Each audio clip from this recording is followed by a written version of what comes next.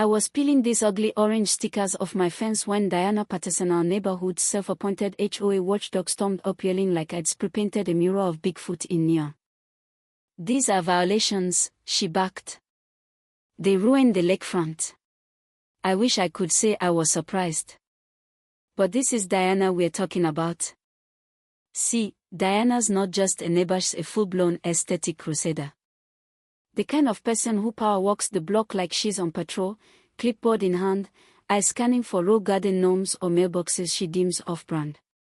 But what she didn't know, what made this whole thing spiral beautifully out of control, was that those little orange stickers she hated so much, they were court-ordered boundary markers. As in, protected by law. Let me back up a sec.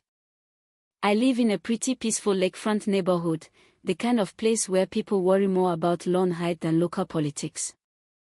Most mornings, I sit on my back porch with coffee and just exist. It's a good life.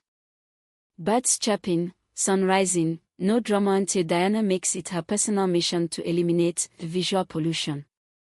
So, that morning, I'm out sipping my coffee, and I spot her frozen in place by my fence, eyes narrowed, expression like she just spotted graffiti on the Lincoln Memorial.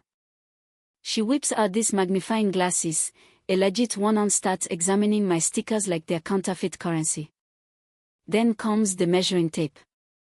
Then photos from every possible angle. Then the muttering. You'd think she was building a federal case over 3 2-inch orange squares. Next thing I know, she's knocking on my door with that same damn clipboard. "Good morning, Alex," she says, voice tight like she's auditioning for a courtroom drama. "We need to talk about the decorative elements on your fence." I blinked. "You mean the markers?" "Yes," she replied, eyes scanning my face like she was expecting me to confess to a felony. "They don't align with our community standards. Now, I've lived here for 5 years. And no one, not once, ever gave a damn about aesthetic alignment beyond keeping grass under 4 inches.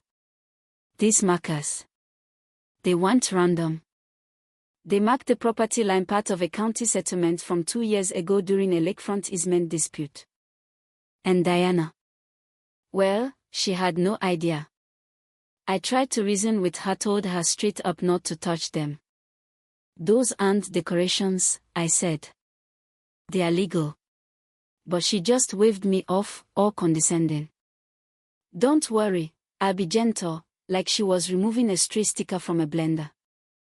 And off she went, peeling them one by one, slipping them into a little baggie like she'd solved the case of the year. Now here's where it gets fun. Diana didn't just stop at sticker removal. No, this was her moment. Her launch pad. Because turns out, Diana had dreams, big ones. She wasn't just being a busybody. She was building a platform to run for HOA president. And apparently, my stickers were her first policy win. Over the next week, she went full campaign mode.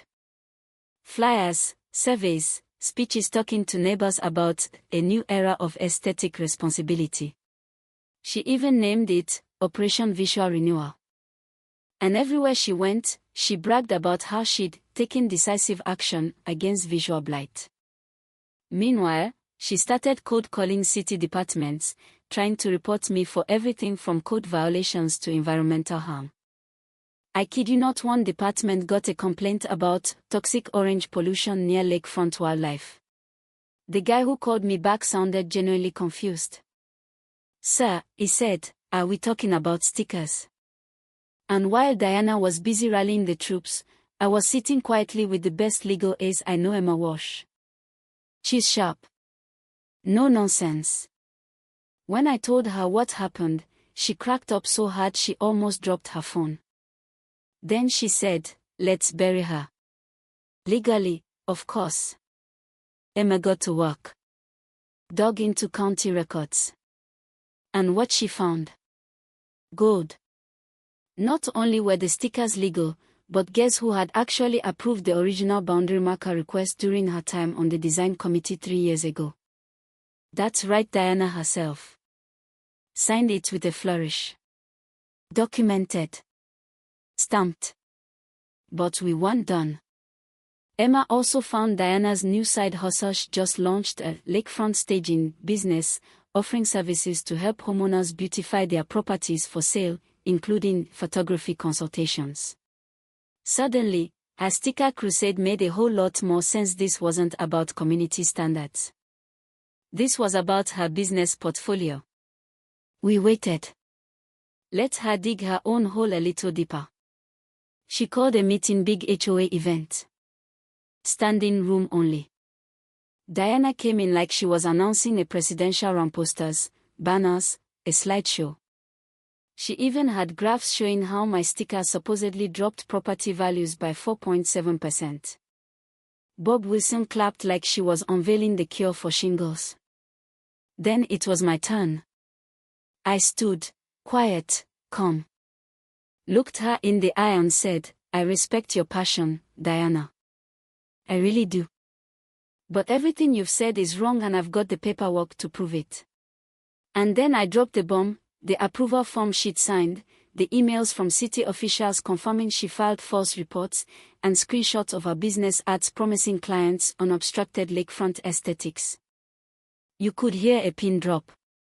Bob Wilson looked like someone just told him Santa's not real. Diana's face went pale, then red, then something in between. She tried to recover, blamed the old board, claimed she didn't remember signing anything. But by then, it was over. The judge, yes, it went to court, laid it out plain. Diana had removed court-authorized property markers, lied in official complaints, and leveraged her HOA position to benefit her own business.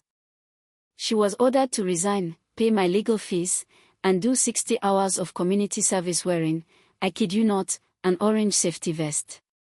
That part. Poetic. She lasted another month in the neighborhood before putting her house up for sale. The sign went up quietly, no flyers, no fanfare, just a quiet goodbye from the woman who tried to rebrand HOA tyranny as leadership. And those stickers.